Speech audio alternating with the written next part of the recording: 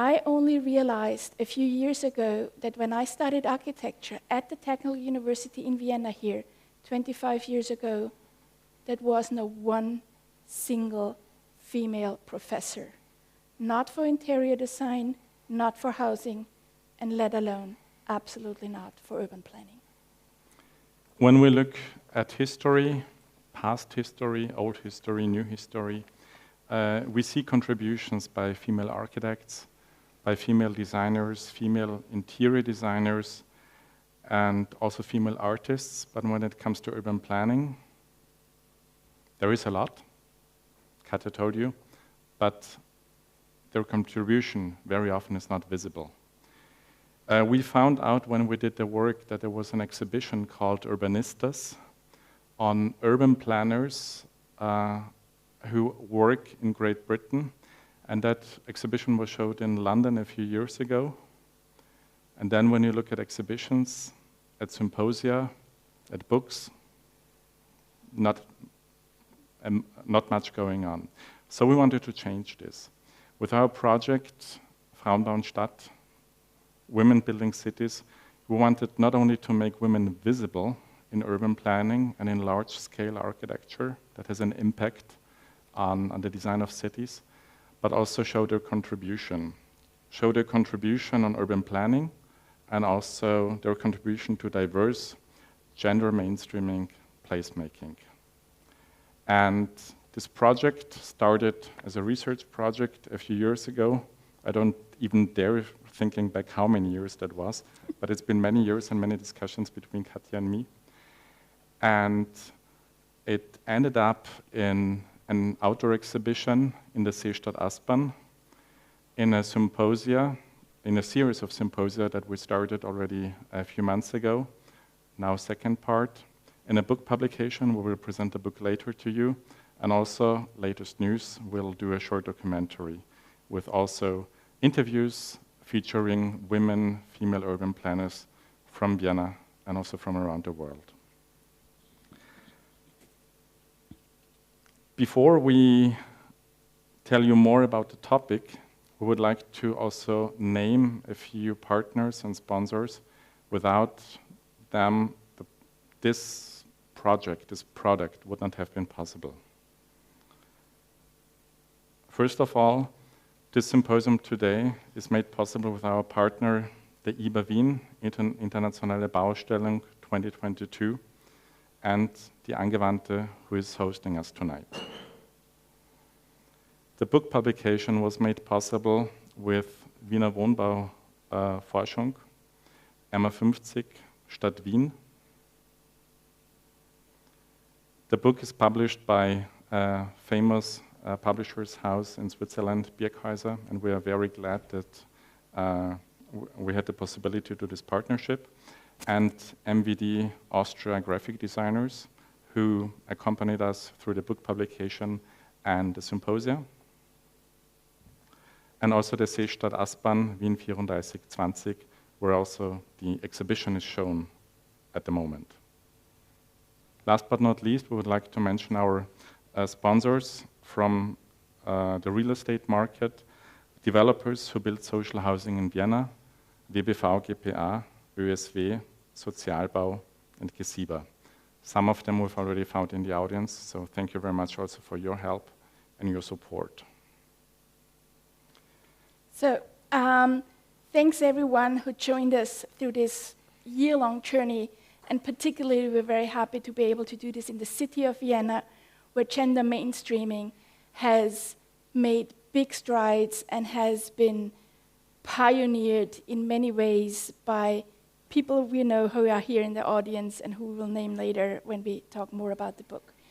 But back to tonight, to give you an idea, we will have two speakers discussing those issues. One is Jane Hall from Assemble, joining us from London today, and Bärbel Müller, who has been very recently appointed head of the Institute of Architecture here at the Angewandte.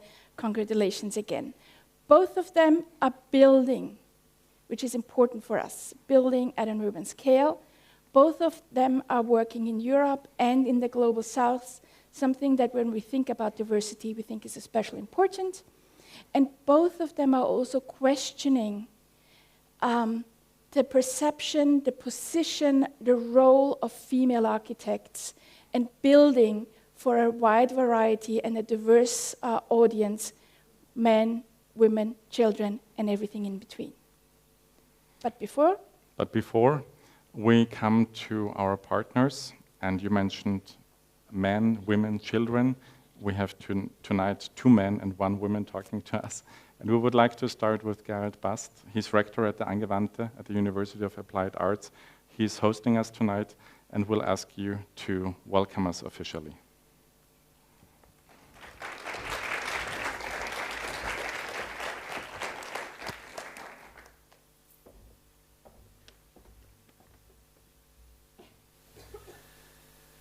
Yes, good evening. It's really wonderful to see this audience in real life, not separated by a screen. The City Through a Female Lens. This is the title we are proud to present tonight, and I think it's more than necessary to look at the city through a female lens.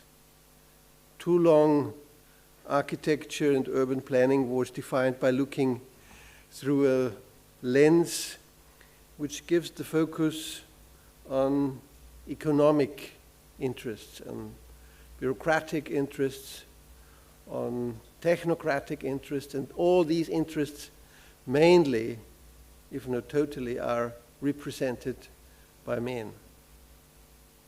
This is a connection we should also look at. Thank you, Katja Schechtner, and thank you, Wojciech Chaya, the editors. You did a really great job at a most interesting and most necessary project, and I hope that this publication will have a large impact on urban planning and on architecture in the broader sense. We need this. We need this female lens, but on the other hand, we also have to avoid falling into the trap of identity politics. It's not about dividing our societies in different identities,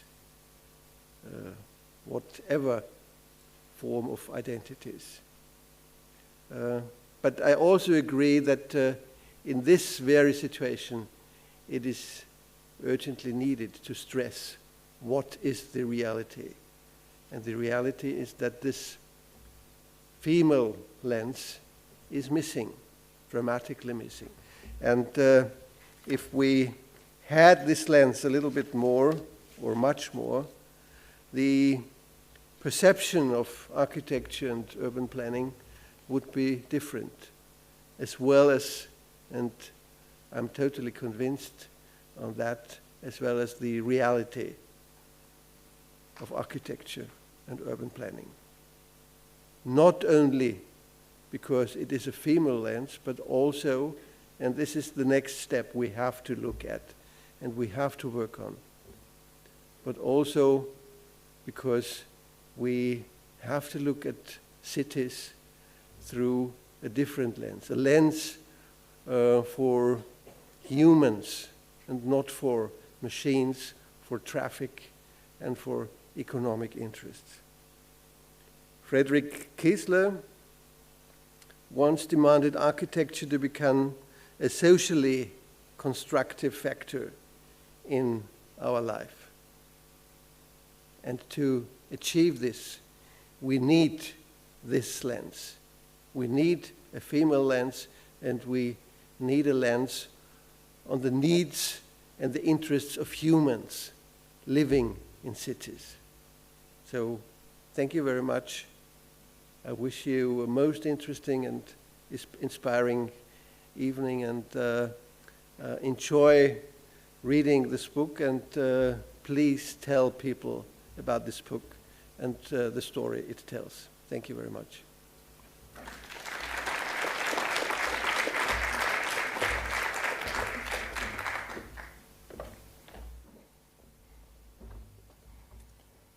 Gerald Bast, thank you very much for welcoming us. You mentioned the lens that we need in order to look at the city differently. One man that has a certain lens on how to look at the city, how to look at social housing today and also in the future times is Kurt Hofstetter, coordinator and head of the IBA, Internationale Baustellung, and will kindly ask you to open this evening today officially.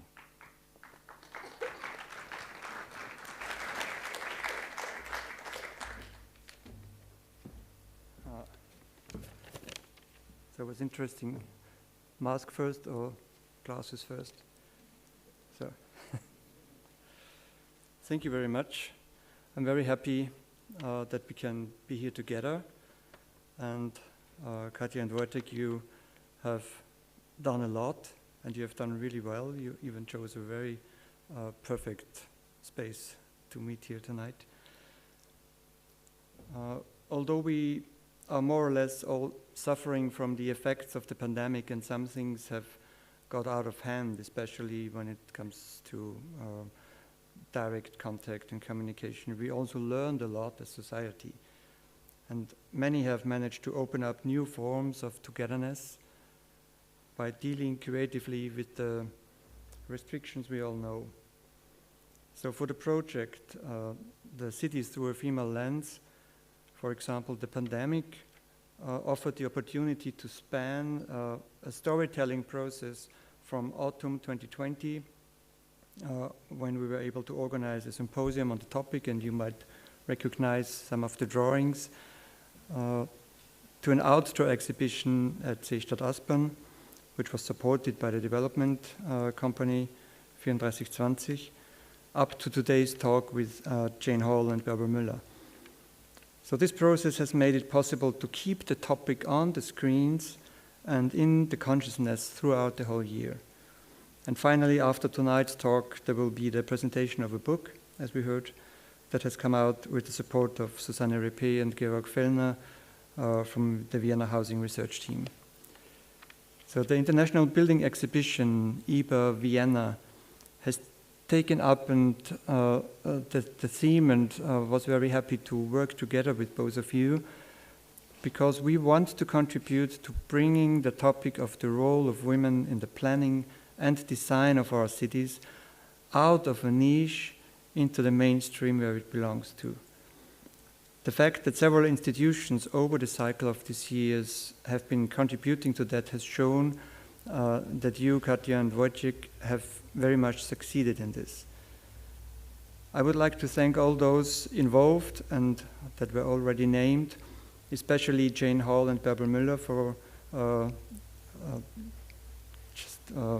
guiding us through this evening, and of course the University of Applied Arts of Vienna for making it possible. Last but not least, I want to thank Istvan Shigalagi and his team Treat here in the back for making it possible for other interested parties besides those present here to participate via stream. And unfortunately, the Deputy Mayor and City Councillor for Women, Katrin Gahl, is suffering a painful foot injury and therefore had to apologize for not being here. So I'm very thankful, and I appreciate a lot that Marina Hanke has stepped in on short notice. Thank you so much for that. And it is my pleasure to hereby hand over the floor to her and wish all of you a good evening and a good experience together. Thank you.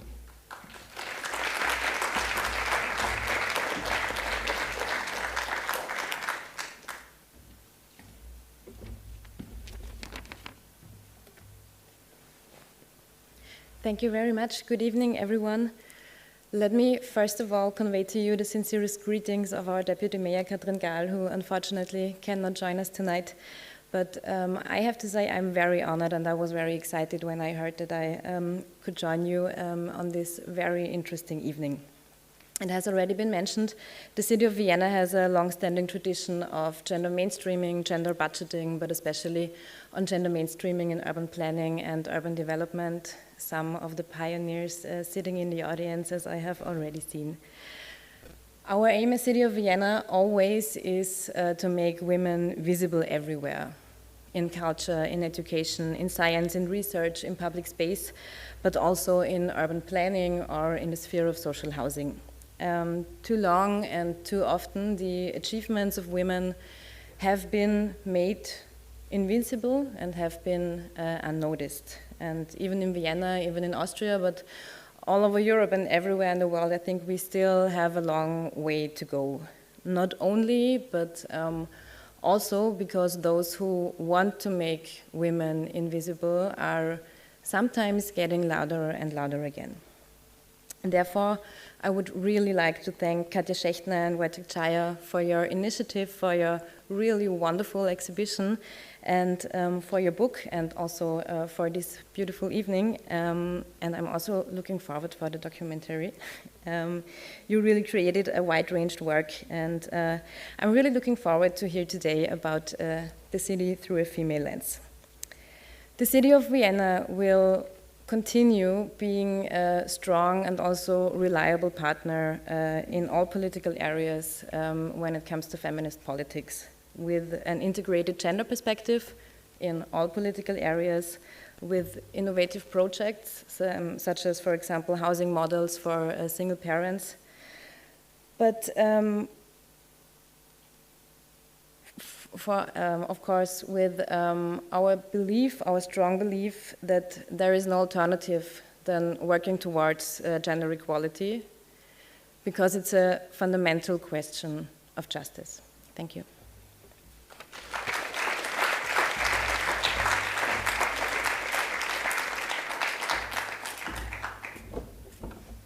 Thank you, Marina, and it's been a real pleasure working together with many of the different outlets, administrative people, developers in Vienna. And one person really needs to be mentioned, and that's Eva Keil. I know she's here today. She's part of our book in an interview, and she started the gender mainstreaming initiative in the urban planning in Vienna, and we're very happy that she supported us throughout the project. And we spent, as we are in Vienna, quite many hours in a coffee place discussing this. Thanks.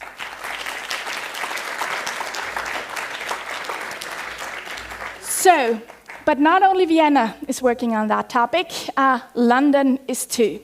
And for this, I'm very pleased to introduce Jane Hall tonight. So what actually happened is we had been researching for this book, for the exhibition and the book and like everything for 5 or 6 years, and then in 2019, I took a break and went to a museum and a museum bookstore, because that's what I do. And there is this wonderful red and orange book, Breaking Ground. And I'm drawn to it and I open it, and it's a book about women building. For the last 100 years, women architects building buildings. And you know, when you work that hard, thank you, on getting things done, and then you find someone else's, in the first it's like, oh damn, I'm too late. But then you are looking at it and it's like, no, it's great because it is a topic that's important. And then thus we approached Jane and called she's been present at the last symposium. We talked, we have an interview with her in the book, and tonight she's joining. Jane is a partner at Assemble. Assemble is a London-based multidisciplinary architecture collective. She will tell us more about that. It won multiple awards, including the Turner Prize in 2015. And while I hand over to her and she'll show us her work, I want to have one quote. I want to share one quote with you from her that has stuck with us for the last year. She said that when she was researching the work of women in her practice in Assemble and discussing it with her co-authors, she said they realized that it's necessary, urgent even, that women architects identify themselves as such. And she will share more about this tonight. Jane, please.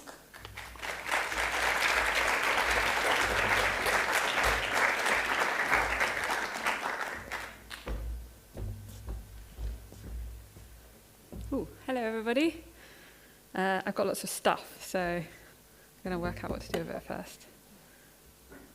There we go. I'll just start with a kind of thank you for the invitation and to be here in Vienna. My first aeroplane in nearly 2 years, so that was just exciting in itself. And also to everyone who's enabled this presentation to happen, and to Wojciech and Katja for the conversations and for all the effort that they've clearly put into a parallel project, which I'm really excited to see the kind of physical thing today. I'm going to begin by framing kind of my way in to this topic, and then relate it back to our practice at Assemble. But I'm going to start with us from Assemble. So this is the Women's March in London in 2017. Was there a Women's March in Vienna as well? Yeah, there were loads of them, right? So me and Alice, who you can see here, second from the left, hastily painted Women Assemble in purple paint on the street, and we realized our banner was like 3 times the size of anyone else's and was actually really getting in the way. But this, in a way, was a sense when the ideas that are in the book felt like they resonated with other people in my practice. It's not something we would have really talked about before. I didn't realize that they were kind of interested. There are a lot more than 4 women in Assemble. That's just like who was there that day. Anyway, so, Breaking Ground, it's described by Phaidon, as the publishers, as great works of architecture from 1900 to the present day. So there's already some limiting factors in that. And when I was approached for the project to begin with, it really felt like something that was being quite reductive. What is architecture anyway? What is being a woman? Why would we spend effort doing this? But what quickly emerged was that no one knew any. So I could get to about 40 off the top of my head, but my colleagues in Assemble, we've been working together for 10 years. We share a lot of frames of references. They could barely get to 5. They didn't know who Anne Ting was. That was like a big thing for me, because Anne Ting is amazing. Worked with Louis Kahn for 28 years. So I began researching. I'm going to segue slightly to, too far, follow up, Woman Made, which is a book about women, furniture, product, lighting designers, but within the remit of the home. And it's really an extension of architecture as a design discipline. And what is significant, I found, in continuing this research in a slightly different design field, was that the majority of women designers studied architecture, like 80% of them. And that was once because these new disciplines, these new courses of furniture design, interiors didn't exist. But even today, the majority of women furniture designers started in architecture. And what was really striking was that they speak about it as an architectural discipline. So not only has this notion of gender really expanded during the process of research, but also the notion of what it means to build, and to kind of continue looking beyond the building as we might understand it. So within our practice, we are very familiar with Lina Bo Bardi. We did an exhibition about her work. I actually wrote my PhD about her. But none of us knew Carmen Portinho, Maria Macedo Soares, or Mayumi Watanabe, her contemporaries, who built big and built a lot. And so this really raised the question of who are we seeing when we are seeing women architects, and why are we seeing them and maybe not others? The research was undertaken through this open access Excel Google Doc, and I had to stop at like 800 because I had a deadline, and it's only got 150 people, I think, in Breaking Ground and 215 in Women Made, and Women Made has many architects. They're just featured for their design.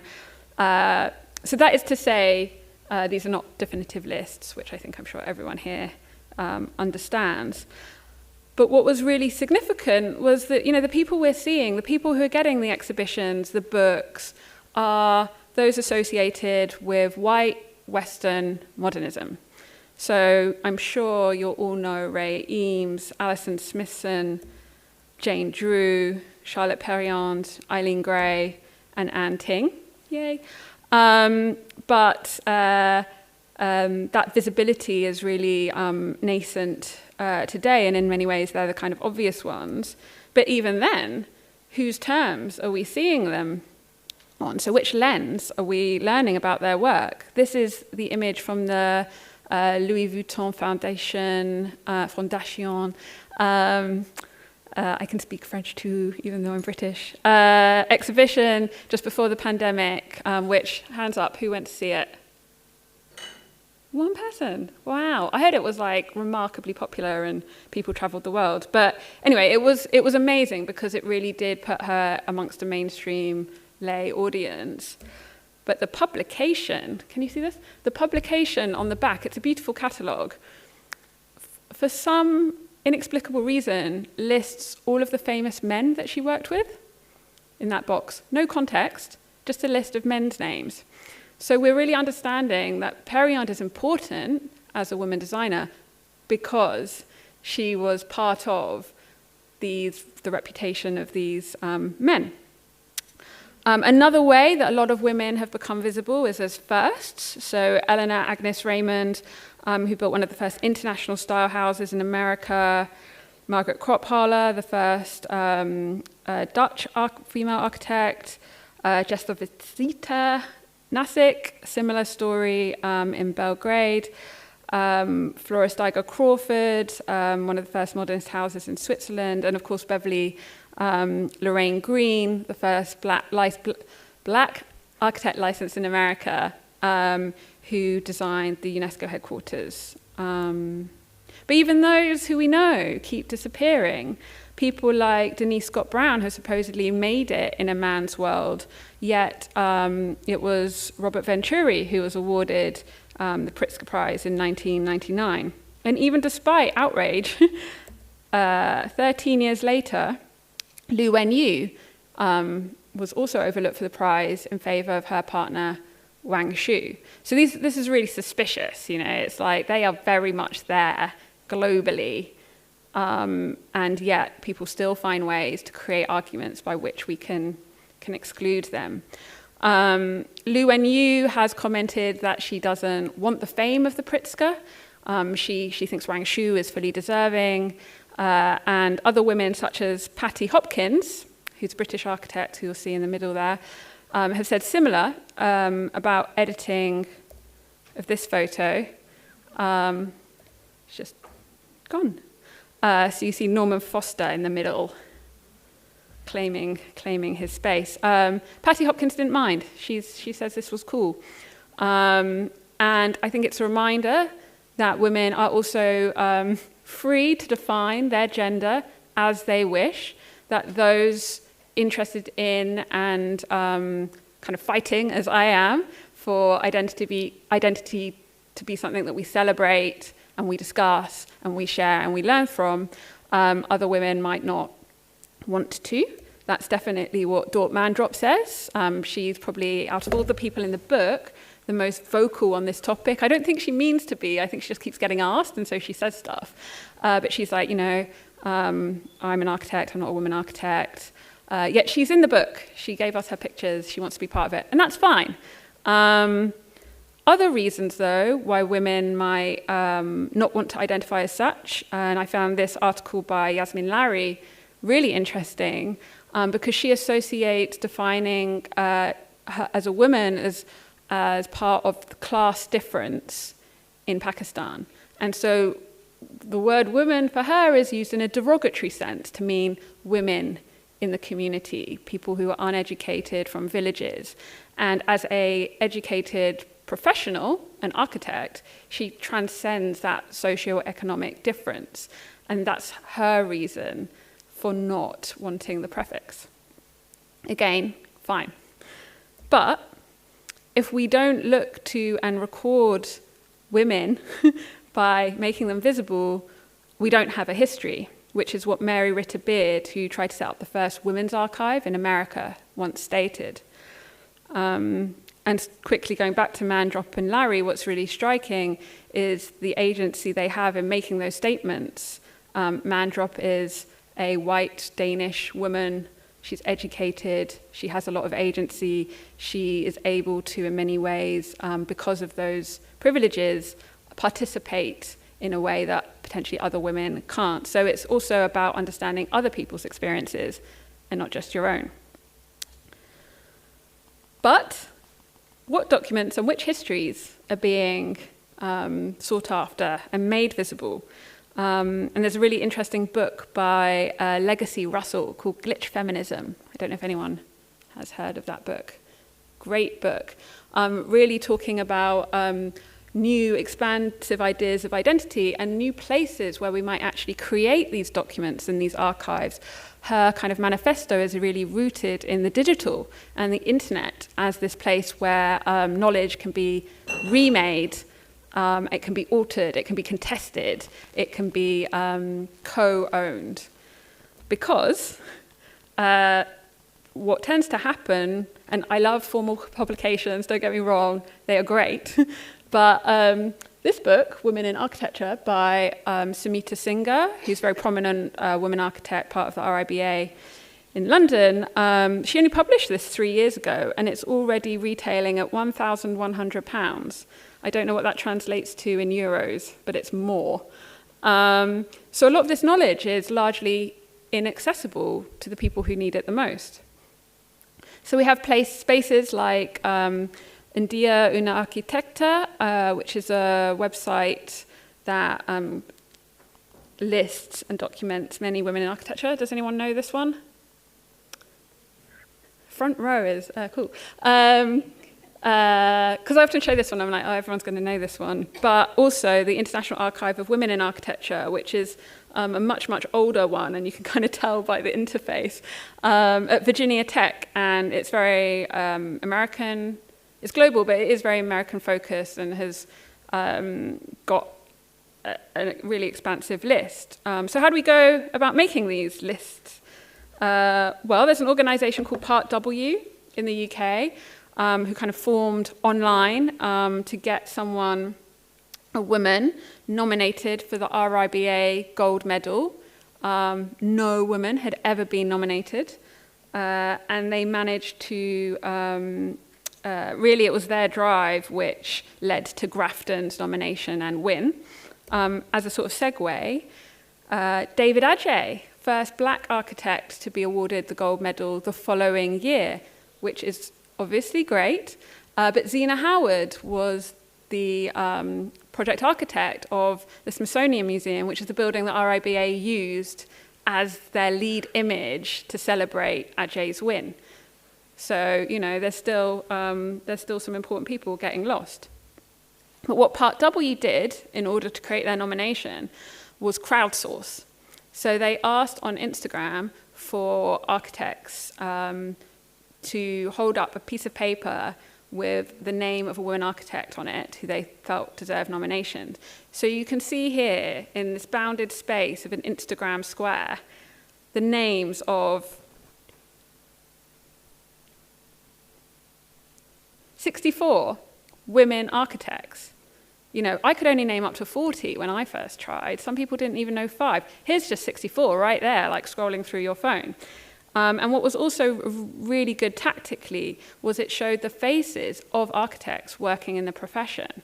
A reminder that the industry is full of people with different identities, gender just being one of the facets that make up who they are and how they work.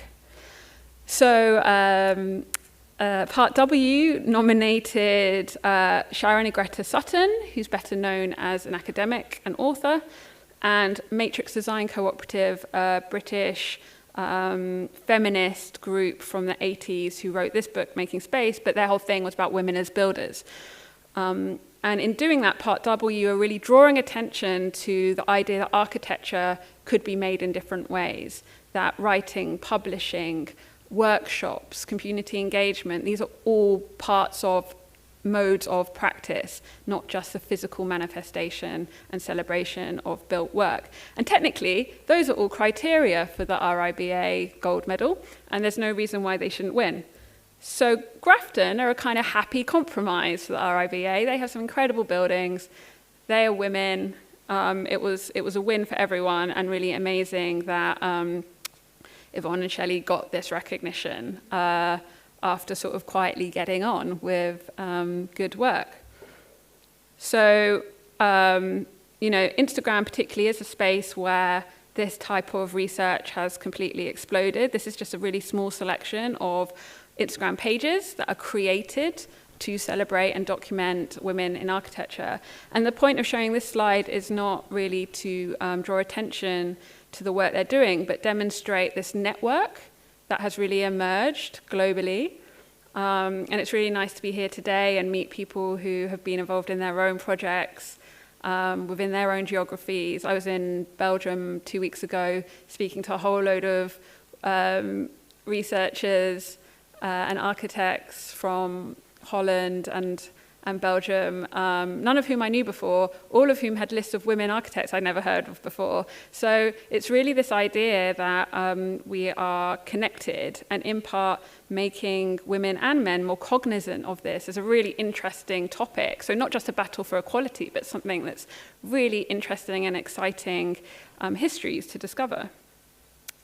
So that's kind of the framing for how the sort of similar project to the City Through a Female Lens book has manifested itself from my perspective. Within our practice, there's perhaps a bit of a separation. I'm one of a number within a group, and the way we articulate Assemble is as a platform. It's an infrastructure. So everyone has very different interests, and the main thing that brings us together is the idea of building as a form of citizenship. So you come together collectively to make, to build, a bit like the Amish did. And that would not only be about physically making the structures that make up your community, but participating in that community and being visible within it. A lot of our work began with self-build projects, this one being a small performance space in East London called Café Otto, which was for a cafe adjacent who hosted musicians. It was built from the rubble on the site using these bags, and it had a kind of whole series of performances. It's still there after like 10 years. That was supposed to be the finished picture, so you just have to use your imaginations about what the outside looked like. But the kind of point of these projects for us as kind of recently graduated students was the idea of building as an empowering act, an act of joy, and an act of bringing people together. So our first project was the Cinerolium, a petrol station that we turned into a cinema. And we did that through distilling the kind of iconography of cinema going through flip-up seats, a sign, marquetry, and we even built a vacuum former to shape plastics. But the idea is that architects should be makers, or at least have some physical understanding of making in order to better design, but also intersect with fabricators. And as women, this was a really important act because the men are way more confident at this kind of stuff. And actually this collaborative building site, this one where there was such a diffusion of voices, there were no drawings for this entire project. You had to learn orally through talking to each other, through observation, that these were new methods of learning for construction, that women were more welcoming for women, or just for those without any previous experience or knowledge. So it's also a place that is welcoming to amateur knowledge. And this really built up the idea of making or design through a kind of feminist lens. So a slight shift from the idea of a female lens or women-led lens to one that is just simply feminist, in that it's trying to undermine perhaps some of the conventions and traditions which instruct the building of the built environment. So our following project was very similar, and in the same way, a feminist methodology. It was about demonstrating that spaces that had a perceived certain type of use, this being the undercroft of a flyover in East London, which was known for being dangerous, for having drug addicts, for having fires. This was all true, but actually, through the simple act of care, through construction, which was very visible. It took us 8 weeks to build this, so everyone locally understood the project. It didn't just emerge. It was a slow process that we talked to people as they passed on this was on the canal. And I really like this photo on the left. It shows a sort of archetypal, small, blonde, fragile child playing, seemingly unsupervised, with literally the building blocks, the building materials of the project, on the floor, which was once seen as this space that no one could possibly use for anything positive. And so there's also this shift in lens, this shift in presumptions about what we think about space, and also what we can enable. So I really like showing this image because it's not about the building at all. It's the fact that the building of this small folly, as we called it, enabled the East London brass band to come and do a live outdoor concert, which they could have done without the building. It's just they never were going to do that.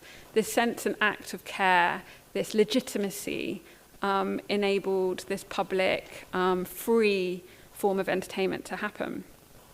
And I'm going to kind of go quite quickly through our largest project, which maybe speaks to the urban scale. I wouldn't say that Assemble have much experience on an urban scale, or that's really our focus, but our work in Granby and Liverpool has really been about this idea of an incremental master plan, which again is about the kind of slowness of change in the public space, and in thinking about change to a particular area. So Granby, I don't know if anyone's familiar with it, it's part of Liverpool where a large proportion of the buildings were allowed to be left derelict or go derelict over kind of 20-year period in the 1980s and 90s. It was a new Labour initiative. They were going to develop it all.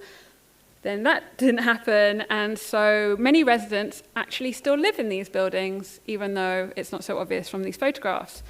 It is obvious, however, from some of the ways they tried to defend or claim their homes, their space, through acts of humour in this instance. So the council would come and knock down walls without explanation, often. And so they started writing, don't accidentally knock down this one then, on all the walls. They also greened the streets, so they were planting. And this is, very significant piece of political activism, really, that taking care of so much greenery demonstrated that there were people who cared about the buildings as well and cared about the area, but also that there was a community, because this obviously took a lot of people. It's really extensive, and they've even got kind of benches in the middle of the pavement. And it kind of blends between those houses that are occupied and those that are in ruins. It creates a connection between the two different kind of scenarios. Another form of what we would, I think, refer to as a feminist methodology would be thinking about alternative forms of representation. So we often work at one-to-one. We build full-scale prototypes. We create material tests very early on.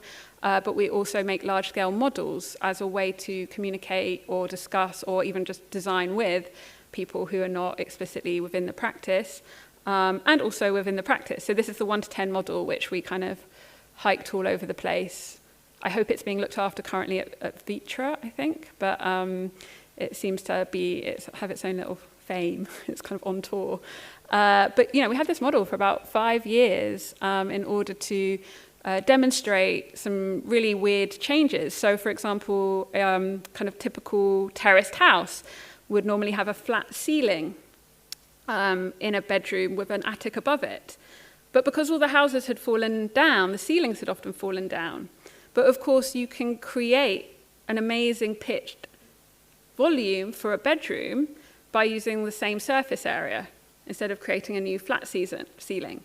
So we were able to communicate these ideas, which were kind of quite abnormal for this typology, through the models rather than the drawings. We felt, though, that this kind of form of construction, we had a contractor we didn't actually build, was somehow separate from the way in which we'd come to think of our practice as being very hands-on. So we began making products for the homes. There was very little budget, so it was about resourcefulness. We didn't want them to just be these kind of clean white boxes that people moved into that didn't speak to the 30, 40 years of activism and the amazing community that existed. So we made doorknobs, we made lampshades, we made mantelpieces, and that's actually become an independent business that focuses entirely on ceramic production in Liverpool called Granby Workshop, and they've continued to make many of the products that now furnish the homes. The idea being that you can create stuff on an industrial scale using industrial processes, but there's always something of the handmade. So these are smoke-fired, slip-cast ceramic door handles. And of course, the exposure to fire, this is actually just done in a barbecue, the regular like garden barbecue. You get different patterns, and you also don't know what's going to come out. And every single one is made differently by the choices that person has made.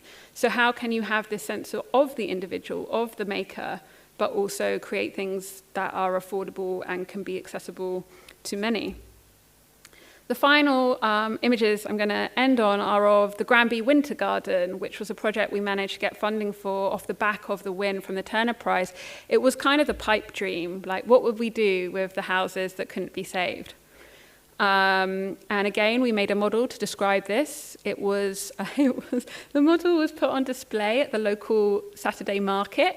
So people from all over Liverpool would come and do their shopping, and then there'd be a stall with the model, and we'd talk about what was going to happen. And the idea was to take some of this legacy of greening and bring it into one of the homes as a space for the community. So it's where the Community Land Trust, who are our client, were able to meet regularly. It's also now an artist residency space, which brings some income in, and you can also you can stay there. It's an Airbnb room, but mostly it's just a public space. So you just open the door of a house, and you're in this amazing bay window with trees and all sorts. So you can see here, I think this was on the opening day actually, but various workshops are now able to happen, and it really creates a setting for maybe those conversations and that future, because we only did 10 houses out of all these streets, what the future of Granby might look like, and that's enacted in public with people rather than behind closed doors on computer screens. Thank you.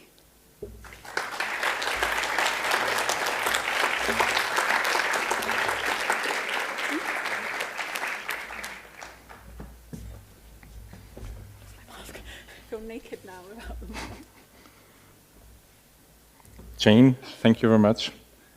One common ground between you and Bärbel, who will do the respondents with you, is also the working as a collective, the working in workshops. And Bärbel and I, we were thinking about how many years we got to know each other. And we think that it must be around 13 or 14 years. And we've already done interviews together, we've done book chapters together, but we did also one trip to Mexico, not far away from Oaxaca. The project was called Techo in Mexico, and this was one project that where Barbara was also part of the project team. And let's say it's kind of a stage with a roof, whatever, in the midst of the country, was built together with students from the University of Applied Arts and people living there. So this is especially one common ground. And I'm very happy that Bärbel is here today, because very often if you call her or text her or send her an email, she's not here. Maybe sometimes as I'm not here. And most often if you try to reach her, she's either in Syria or in Iran or in Ghana or in Togo or in Congo, where she's also realizing projects together with people living there, building infrastructure, building housing, building museums. And I'm very happy, Beryl, that I meet you here now. I think I've seen you more of not in Vienna than I saw you in Vienna. So great you're here today, also in person, and we're looking forward to the conversation you two will be having now. Thank you.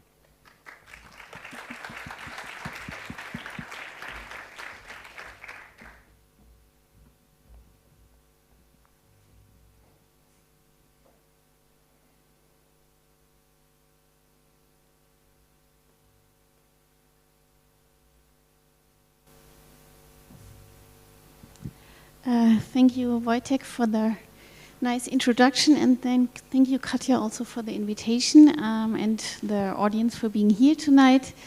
Jane, amazing lecture. It's somehow difficult to, I mean, there would be so many entries now in like starting this conversation.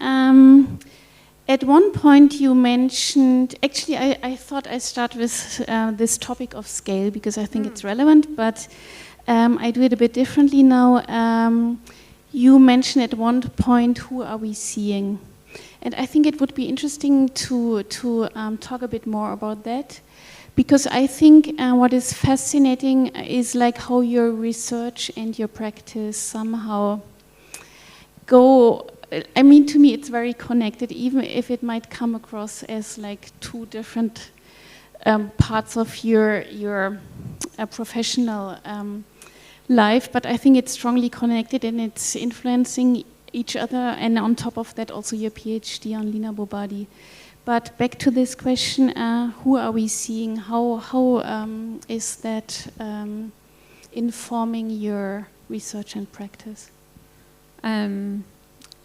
Yeah, I think it's really important because in a kind of contemporary sense, actually, lots of these projects are very recent. There are some great books on women in architecture and design, particularly in English and published in Europe and North America. But it's really only recently that there's been a real kind of flurry. And I like flip through them, and I always like being like, how many people do I not know on this list? And it's often very few, and it also seems very limited, like we can only hold a certain number. And so I think that is why I really welcome so many different projects, because it always throws someone new in, and also why I think it's really important that we focus on or support projects happening in other parts of the world, especially where maybe being a woman architect is a newer kind of phenomenon. But that said, architecture is so international. What you'll find with so many people in the book is that they've studied in America, they've gone back to China, and then they're somewhere else in the world.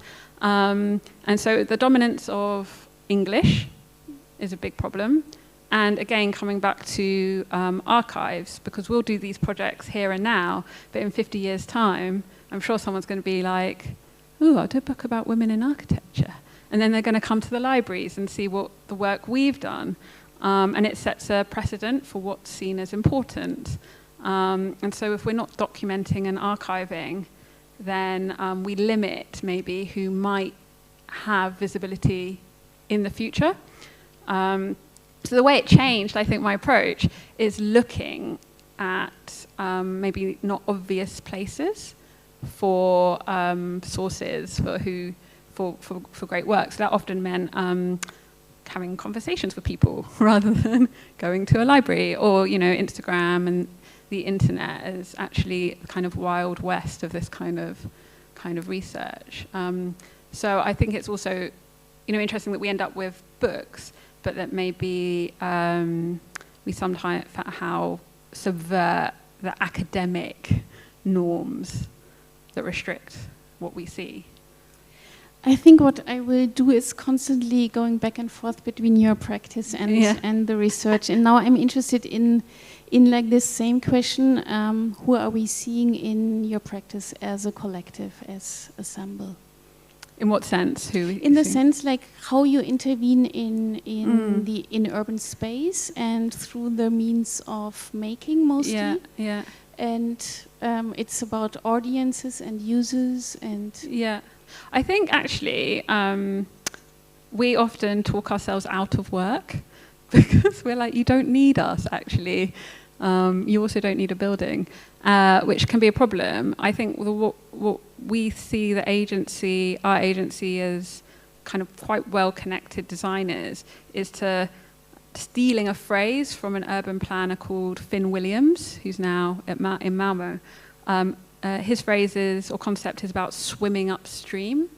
So being in those positions or affecting those decisions, which often can limit the outcome, such as who's setting the budget, who's writing the brief, who's funding this project, and that actually designers have a lot of power and influence because they'll understand how those decisions will affect what you can actually do.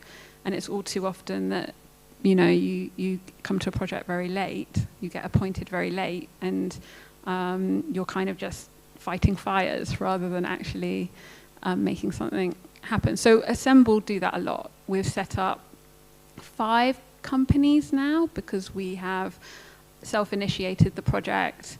One example is a members-only carpentry and metalwork workshop in North London, where we worked with a council to come up with a brief, to come up with the funding.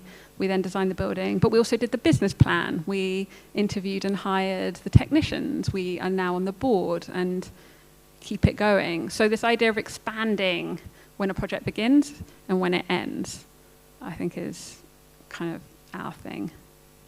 Yes, I think it's worth mentioning that the whole approach in your practice is somehow very contemporary, I would say, but it was some years ago quite unconventional.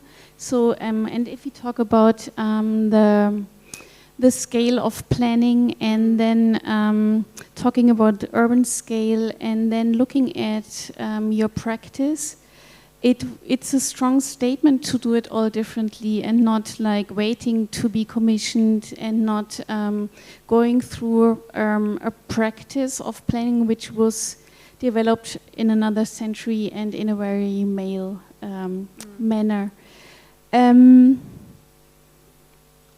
Yes, maybe I talk a bit more or want to hear more about this notion of scale.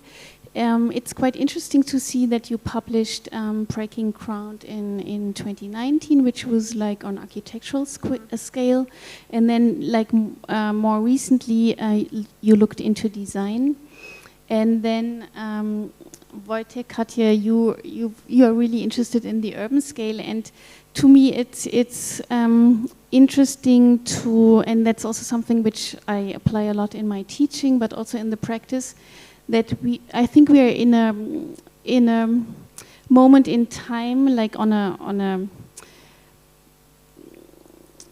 as societies, but also in our profession, where we don't divide between these scales anymore because we understood that all is connected. And I think it would be interesting to hear more on that from your side.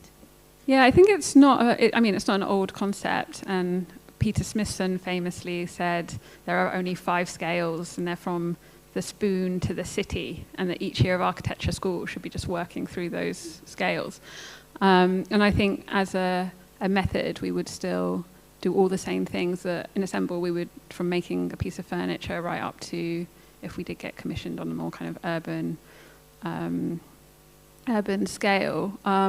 The issues are in many ways the same, and I think the reason why so many women end up on the scale of furniture is because of external interfaces. And we often talk about architecture as this kind of like discipline that exists by itself. But of course you've got like engineers, you've got contractors, you've got the client, and then on an urban scale you've got all sorts of other things going on.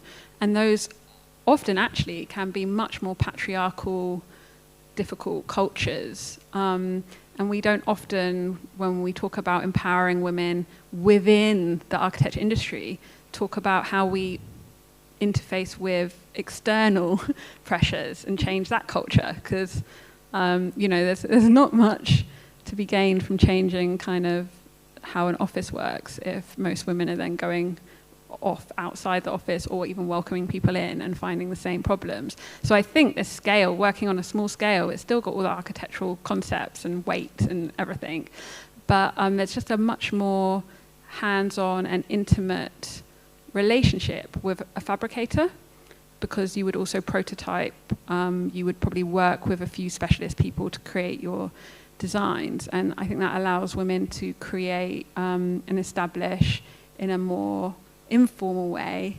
a conversation or a dialogue, and so that's why I think a lot of women have sort of segued into design. But I am really interested on this urban scale and finding out how it works in the other direction. It's not something I've looked at massively.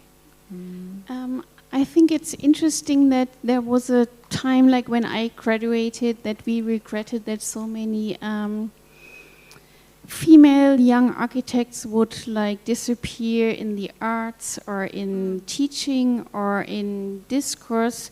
But I see it very differently now, because I think like this is making foundations for alternative practices. And if we want to change our cities, then we also need new ways of reading urban space, and we need to look beyond the build. We need to look at the lived city, and I think that's only possible through these other ways of listening or looking, which doesn't necessarily happen in the hardcore mainstream planning practice. Yeah, it's the same issue with kind of books like this. Is like, well, what's the aim here? Is it just to establish a new canon, a different one, but still a canon? Do we want more women working in an industry where you don't sleep and where there's no money? Or is it, and what I think you learn from looking at people who've had to do things other ways, you also find new ways of doing those things, which I think, as you say, can be really actually quite exciting and expansive. And that's also what I appreciated in your publication, that it comes across as like, as you see buildings in a very conventional way of architectural photography, but nevertheless you frame it differently, that you're not interested in repeating like the idea that there was or still is the 21st century model of the white male single superstar architect, and you're not interested in the whole narrative is based on this idea that architecture is something which is done collectively, and therefore you don't do the same through a female lens, but you really insist on that there is collaboration. Yeah, and that I would be Let surprised. me just interrupt you very briefly. I'm very sorry for that, but I'm just standing here as your shadow because we arranged that Bärbel is master of content and we do the masteress of time. And just to give you a short, let's say, halftime interruption, we would like to ask you, dear audience, sorry for stopping, if there is any questions you would have to either Bärbel or to Jane, whoever doesn't want to answer the phone at the moment that's ringing. So if you have questions, please tell us and use the opportunity of those two people being here in Vienna. Is there an icebreaker? That's always my first question. Is there somebody who feels like raising his or her hand? Does anybody want to just shout out their favorite female architect? Then, is there? No. Then I would, pardon? Yes, excellent British social housing architect. Brilliant choice. Then I would just like to interrupt you with one question, and I'll let you go for a few more minutes. You mentioned the Turner Prize, and I remember at the day when the Turner Prize was announced, I was at the editor's house in the Standard newspaper, and all the architects that were sending us emails were kind of surprised and positive, wow, Turner Prize to assemble, and all people in arts and in culture were, let's say, a little bit shocked that an architecture collective... Egos. Pardon? Bruised egos. Yeah, that an architecture collective is getting the Turner Prize for art. That was 2015. Talking about women in building cities, in architecture, and also in arts, what has changed since then? Because that's already 6 years. Do you see a change? Kind of frustratingly, no. In that, I think especially with something like the Turner Prize, you know, it's a kind of mainstream sort of commercial venture, really. So I don't know if anyone's noticed, but since each year they decide to nominate it to a collective, an old person. You know, it's become a sort of branding initiative, and we were very aware of that at the time, which is why we accepted the nomination. What I think has changed in the last 10 years since we started is that architects, men and women, in their 20s are understanding their agency as critical thinkers, as designers, as people who have a voice in the built environment, and this sense of, maybe this is like very Gen Z, but like this sense of waiting your turn until the master steps aside has kind of gone out the window. And I think that's exacerbated, particularly in the UK, by the fact it costs so much to study architecture now. And people have to find other ways to build their portfolios, to get experience. And I've seen many more people interested in working together in that kind of their 20s to kind of make things happen, which, you know, I think you had a lot of paper architecture going on in that age group in the 70s and 80s. But since we've began, it's just so cool to see people just building things, and they're drawing attention from big institutions and getting that funding. So I think there's that change, whether they're seen as serious or not, and whether they can get, you know, Assemble, we still struggle to get large-scale commissions because we're still seen as, we do temporary architecture, we build ourselves, we can't handle a construction budget. Are they architects anyway? You know, so yes and no, I would say. I don't know, Babel, what do you think? I think that a lot is changing in a very high speed, and I think it's the pure fact that we cannot afford to wait anymore. Yeah. I mean, there has been a pandemic, and then there is this urgency of climate care, and I think that really changed our profession on all scales, and therefore there's so much more coming from a young student generation. And it's very experimental, and it's looking for alternative ways of doing things. Yeah, I think there was this period where it felt like there was a lot of like community consultation for the sake of it, and I think more people now are much more critical of that and bringing in ideas around climate consciousness and urgency and construction methods and how we build, which are these kind of immutable factors that are being questioned. I think that's definitely true. Yes, I think there's a lot of, like in the context I work in the Global South, there's a lot, of course, a discourse on decolonizing, and then we have this discourse on decarbonizing. And it's quite interesting that I never frame that as, or you would frame that, as far as I understood, as a feminist methodology or practice, and to me it's more like an alternative contemporary one. Could you maybe, because you insist on these notions, and I think language is crucial, so I would be interested in hearing more about this framing of the feminist methodology. I think it's about highlighting or giving value to concerns which are usually understood, or modes of practice which are usually understood as marginal, but which you know, a majority of the world participate in every day, because the majority of the world isn't built by architects, but by people with embedded local or even indigenous knowledge. And that's not always seen as legitimate. So I suppose a sort of feminist framing would be about legitimizing those things and centering them in a way that they haven't. And I think the idea of care is a really interesting one, and how we care about things, how we maintain things, how we build. All of that is sort of part of it. Thank you.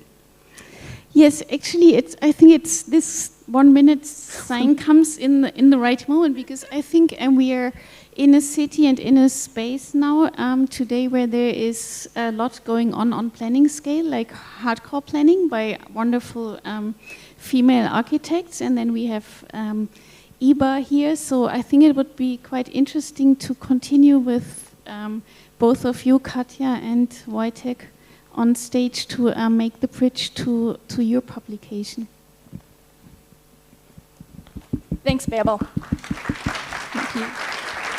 And thank you both of you for this lovely conversation. And what I particularly liked is the presence and the calmness you discuss those things, but still with the engaging words in it. I love that so much, that we have the time to listen to women's perspective and to give that time, and that's why we're very happy to have the two of you here.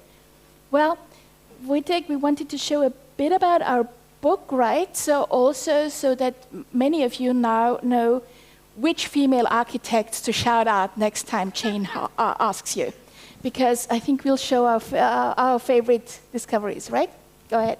Thank you very much. So it's just an interruption because we still have a few questions to you, but we would like to now to come to the book. And this was just, what you see here is a dummy which we built in Photoshop, let's say, I don't know, what was it, a year ago?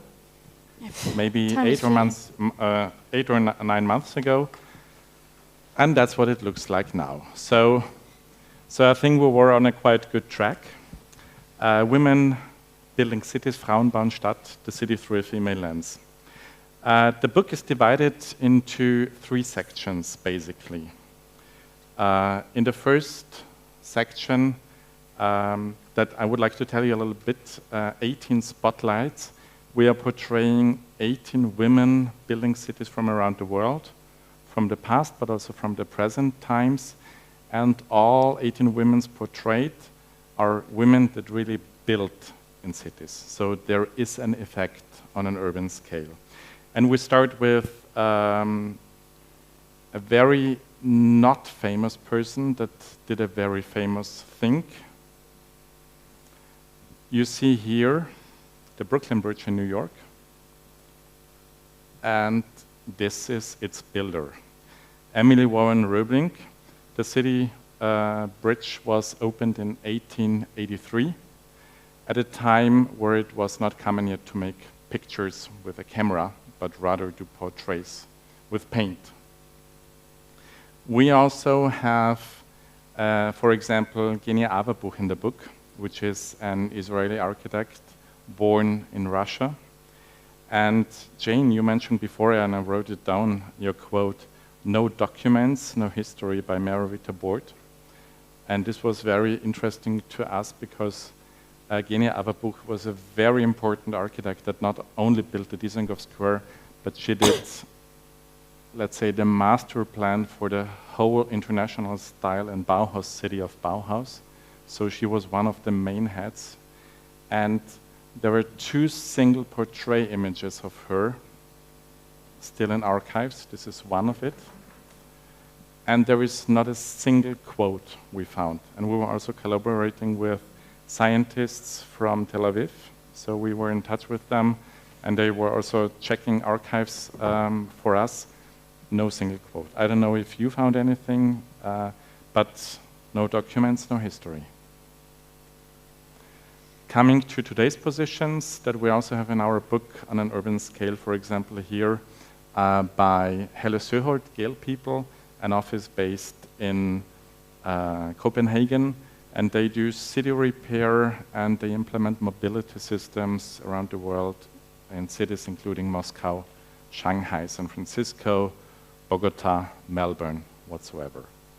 And then we have, so this is 18 portraits, but the book has not only portraits, but we were also trying to dig a little bit into science and into history and get support from scientists, from urban historians, from architecture journalists, you name it, and so on. So there is also a part that's called the city. And yes. that's your part, Katja. Thanks. And also, like, the center of the book is 18 spotlights, of which we did show 3 ones. And the exhibition has been running since May in Aspern. And just yesterday, the head of the developing area there called us and said, like, it's been so lovely. We wanted to break it down tomorrow because it's been running so long, but they will actually extend it until the beginning of next year, so you can still go and see it and take pictures and see more than our favorite names there. And afterwards, it'll actually go to Zurich and Bregenz, so it will be a traveling show. But the book has 2 other important parts. One is we call the city, where we look into the history of women building, thinking about cities. We open that up. We have experiences in the Soviet Union, in the former Soviet Union in Estonia, and other contributions through this, maybe. This is where she is, Kate McIntosh, recently getting a new prize, and they're getting her photo done in her building. And then another part of an essay that we show you here is from Franziska Leb. And what you see at the top is that women in the past were already building large-scale sites and developing models. But what you see down here is actually a satire, a caricature pamphlet from the time. And they were showing a woman who was commissioned to actually build a lot of things in Hungary as the girl architect dancing out there. So they made fun of a woman as an architect when that came out. At the time, she was actually building at large scale. Then we also not wanted to, again, look into the past or what is done in cities today, but we also wanted to show the lens and the reception of women's work and buildings and how to work in cities. And we are very happy to have some filmmakers and archivists who showed us how women, amateur movie makers, made movies in the past. We also have interviews with people who do exhibitions, who do other publications, who fight with activism, and we have also interviews. One of my favorite ones is with Petra Unger. She is already, she has been for many years, guiding people, locals and tourists alike, through the city of Vienna and giving them the history of women living at a certain point. Die Adressen sind das Gold meiner Arbeit, at a certain space really in Vienna where women lived and worked and what contributions they did here. So she gives, a wonderful quote was to her is, now when she walks through cities, and many of the people who walk with her, now whenever they see a window or a street, even if it's named after a man, they have a friend they can relate to because they know what women did at that specific point. The book itself and the exhibition and the whole research could not have been possible without real great support. First and foremost, Sabina Riss, who's here with us tonight, she did her PhD on women building and architects. She advised us scientifically and she kept us on track. So Sabina, thank you very much. With her, with her throughout of this, we have Anne Wunderlich. When she started out, she was still a student, and now she's an urban planner at an office in Vienna. We're very proud of this, and thank you for joining. Anne. The book, we've heard about that. Susanne Repe from the Wohnbauforschung and Kurt Puchinger supported us in that way. And to make it look like this, which is very corporate, we're very corporate identity today, was M4D Austria, particularly Helene Schauer, who is at the Architecture Biennale today instead of being here, and Simon Walterer, who did the graphics. Thank you very much for making this possible.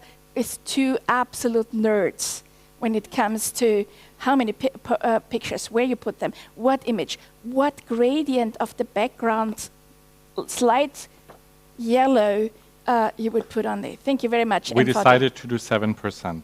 Yeah. It's been a long discussion. Probably that's the reason why both of them are not here. No, that's not the reason. Thanks for the patience. And finally and foremost,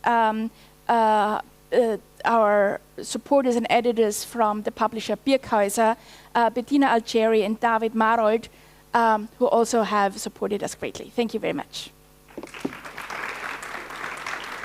Well, now Special thanks also to the city of Vienna, last but not least, to 3 people who would like to name, Kurt Buchinger, Susanne Repe, and Georg Fellner.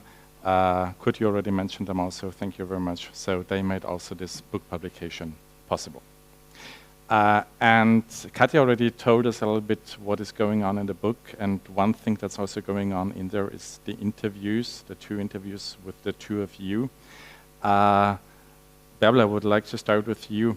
You're talking in your book about women and the female perspective in African countries, especially in Ghana, where you work a lot.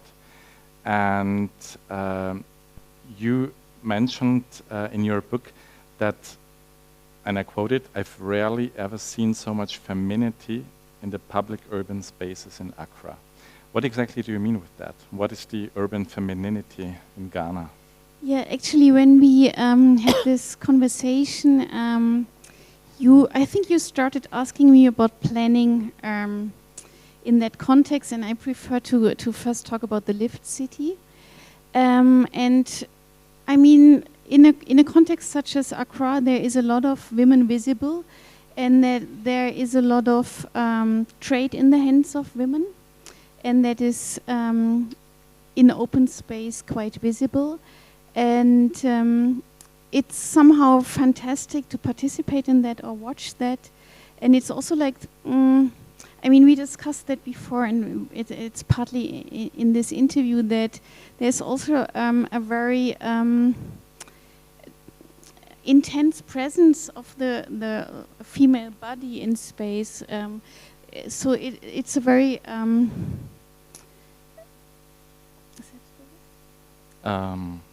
Katja, we need a translation help. Selbstbewusstsein. They're very confident.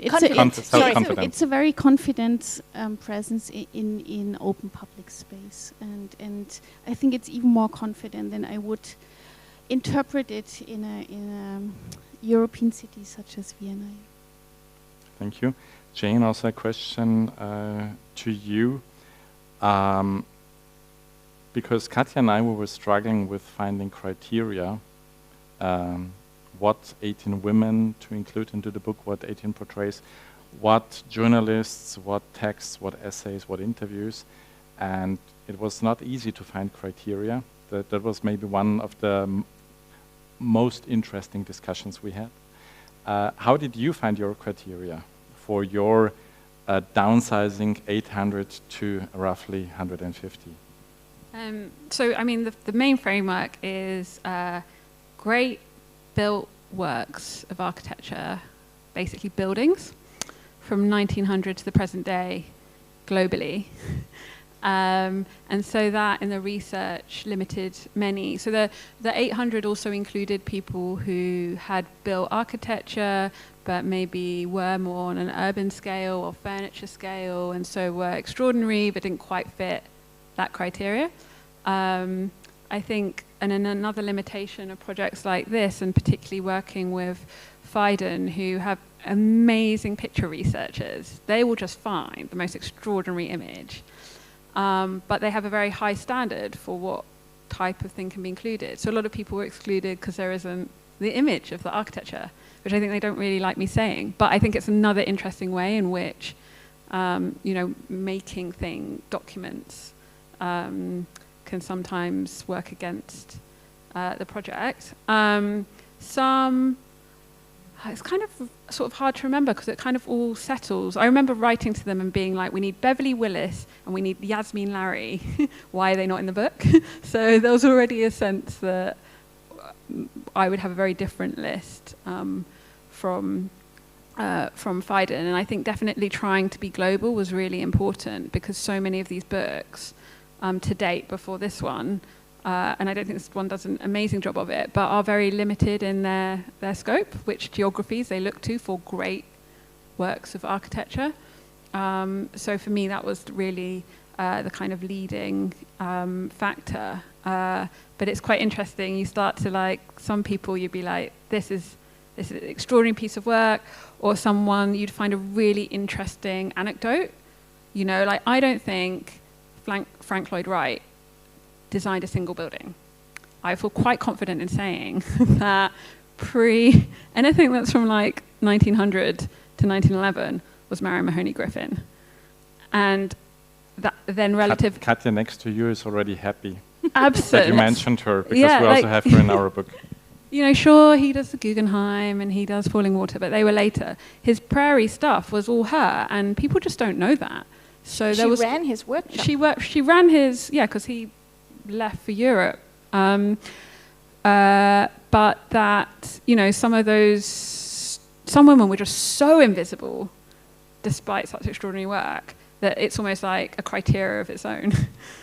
And when we looked at the urban planning scale of Marion Mahoney Griffin's work, she was again not acknowledged because actually they, with her husband, they then applied or handed in a competition for a competition of building the new capital of Australia, Canberra. And they won. And if you look at the drawings she did, actually Canberra looks like that. But she was not acknowledged on this for hundreds of years. It's incredibly difficult to find a picture, a portrait of her, because it's her husband, Walter Griffin, and she was M.M. Griffin, which everybody supposed was another man doing the work. And that's something that we found as well, very particular. Coming back to the work you do, and you said also about Africa, one omission that we have in our work is that we have no projects and women from Africa represented. And we've discussed that before. We found it difficult. We found a few, but they all refused to be included. Did you face similar issues when you came up with your work as well? And maybe then you can help us understand that a bit more, because it was actually only the black woman from Africa who declined. Everybody else was super happy to be shown. Mm-hmm. Jane, maybe first. Yeah, I mean, we didn't find it specifically with women working in Africa, but we did find it in general. I had several women respond. Some were very flattered, but they couldn't possibly accept because they wanted us to be aware that there were very good men working in their practice too, as if like claiming a little bit of space somehow, you know, it was the apocalypse for these poor men. And then others who didn't want to be featured because they were urban planners and not seen as architects, so the practice didn't want to credit any of their work to them. You'd just give me that name then. Yeah, because technically they weren't trained. You know, even Sterling Prize winner Sadie Morgan, who's got OBE from the government, she wrote back saying that the project architect on the Sterling Prize project was Alex de Rijker, and that she couldn't be in the book for the practice won the Sterling Prize. And it's just, you know, that kind of thing you kind of engage a bit, but don't massively fight, because again, it's a sort of independent decision. What I think is really interesting, though, in contrast, is when I did Women Made, not one single person wrote back with that position. And I think it's because you are valued as an individual creator when you're working on that scale. And architects, women more than men, it seems, are socially conditioned to minimize themselves within what they understand very generously as a team effort, which I'm pretty sure men would not do in that situation. I'm sure Norman Foster has never written back telling someone that a woman architect was actually the project architect and they should be in the book instead. We Thank currently you. collaborate with him. And Before Barbara? coming to an end, Bärbel, what is your experience with making African women visible? Yeah, I'm responding to both of your questions. I mean, I think in the African context, and it's very related to the books you all did, that it's a lot about this question, who tells whose story. And I think that there is a suspicion by female black architects to be somehow narrated again and talked about instead of being the ones telling the story. And I'm quite sure that is the reason that there is negative experiences in being appropriated once more.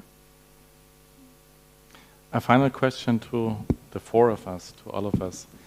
We have 2 books here at the moment, and also some more books by Bärbel Müller, and we were just discussing before today. She told us that she did 4 books this year.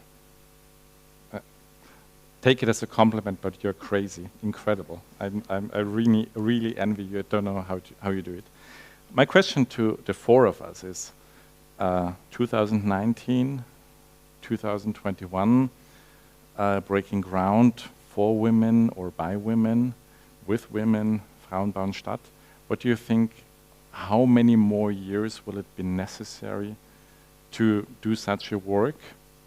And when will people in future times look back on us and say, they were making books on women, how crazy was that? Why did they do that? What do you think, when will that be? How many years will we have to struggle for?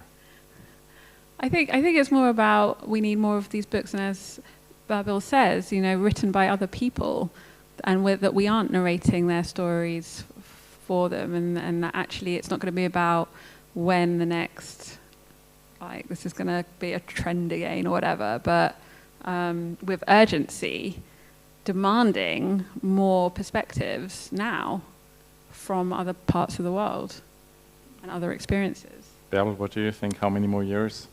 I mean, maybe I talk a bit more about like the books themselves because I'm not the author of both, and I think it's really wonderful to have them both on a table and go through both. And they, and yours is a bit of a follow-up. Like there was the need to. Yours is very rigid and structured, and it's alphabetically, and there's the timeline. And yours is I mean, you claim urban diversity, and that really is beautifully translated in the concept of your book. That it comes from all directions, and yes, I mean, there's more to come. Yeah. Katja, what do you think? How many more books and publications and exhibitions and symposia do we have to do? Specifically have to do. Well, first of all, we are still friends after doing all this work, and that's great, and thank you for that. We can do that a few more years, I guess. No, given the slow, like, isn't there a number that if we go on with getting women in the same position as men, I think there's currently about 200 countries in the world and 4 female heads of government. So if you do that, point back to the 50s, 100 and 150 maybe. So I guess we have to make sure that this is very cleverly kept in cold storage so they can find it. No, I honestly think the next 50 years this will be a topic. It will hopefully become more diverse, less binary, including more colors and more age groups and all these things. But I think that the space and the place and the contribution and the leadership of women will still be under discussion for at least 50 years. So, lots and you?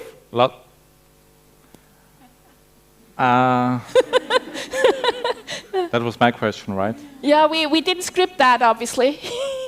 So I'm convinced that we have at least a few more years work ahead of us. Whenever I'm invited to panel discussions to facilitate, to moderate, I started to refuse moderations and facilitations of men-only podiums. So if somebody asks me, I'm not doing this anymore. Thank you for the applause, but still it doesn't work. So it will take at least a few more years, and I'm looking forward until a certain point, and maybe it will be in 5 or 6 or 7 years, when I will be having an all-female panel like here today, and no single man in the audience will ask me anymore, did you have anything special in mind that you wanted to tell us because you only had women on stage? This already happened to me a few times. So whenever this will not happen anymore, I think we have reached our goal. Thank you very much. You've been a perfect audience tonight, even though we are not trained anymore so well in sitting somewhere and being at the venue in real, not only in front of a computer. So thank you very, very much for joining. We will invite you to go to our, we thought it's going to be a tiny pop-up bookstore, but when you came here, you saw that it became a big pop-up bookstore. So please join us at our big pop-up bookstore that is made by Seeseiten, a library in the a bookstore in the Seestadt Aspern. You will find several books by all of us, several books on urban planning. Go there, get a book, because it's important, because you heard that we still have some work ahead of us. Spread your ideas. Very important, take a book home, but don't take the bottles home that you were drinking water out of it, because we have to leave them here. Thank you very much. You've been a great audience. Thank you for joining us. Thank you, Katja, for this great cooperation and wonderful book, friendship, work, business, whatever we had. I think we did a great work. Thank you. Thank you very much.